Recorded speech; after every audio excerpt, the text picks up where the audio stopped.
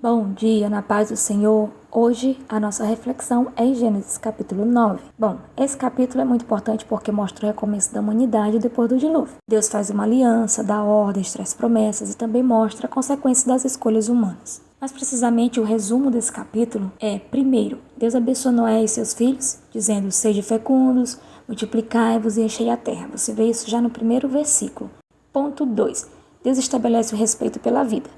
Os animais teriam temor do homem e o homem não deveria comer carne com sangue, porque o sangue representa a vida. Ponto 3. Deus institui o princípio da responsabilidade pela vida humana. Quem derramar sangue humano responderá diante de Deus. Ponto 4. A aliança com Noé. Deus promete nunca mais destruir a terra com um dilúvio. O arco-íris é colocado como um sinal dessa aliança eterna. O ponto 5, nós vemos o episódio de Noé se embriagando. Como que isso aconteceu? Noé planta uma vinha, bebe o vinho e fica embriagado.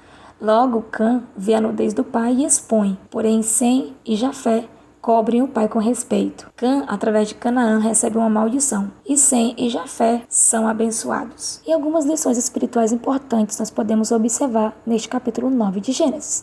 Primeiro, que Deus é um Deus de recomeços, porque depois do juízo do dilúvio, Deus dá um recomeço. Isso mostra que nenhum fim é o fim para Deus, que Ele sempre abre portas onde parece não ter mais solução. Outra coisa que nós observamos é que a vida humana tem valor. A vida não é qualquer coisa. Deus deixa claro que cada pessoa reflete sua imagem. Por isso Ele protege a vida e exige responsabilidades. Outro ponto importante é que a aliança de Deus é maior do que o erro humano. Mesmo sabendo que a humanidade ainda teria falhas, como vemos com Cã e Noé, Deus mesmo assim faz uma aliança eterna. E algo lindo, o arco-íris é um símbolo de graça e memória.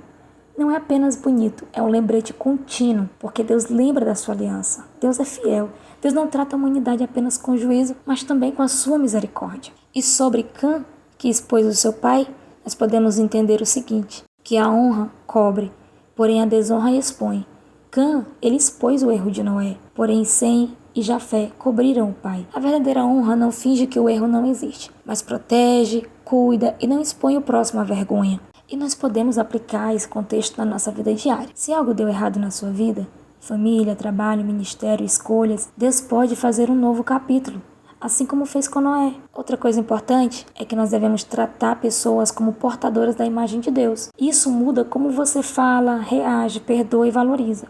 Gente, são importantes para Deus, então elas devem ser importantes para nós. E lembre-se da fidelidade de Deus nos seus arco-íris. E o que dizer sobre o arco-íris? O arco-íris nos mostra que devemos lembrar da fidelidade de Deus. Talvez o seu arco-íris seja uma resposta de oração, uma porta aberta, um livramento, uma provisão inesperada. E isso deve ser lembrado como uma memória do favor de Deus, porque Deus não esquece de você. Também entendemos que devemos cobrir o nosso próximo em amor e não em fofocas. Sem e Jafé cobriram o pai.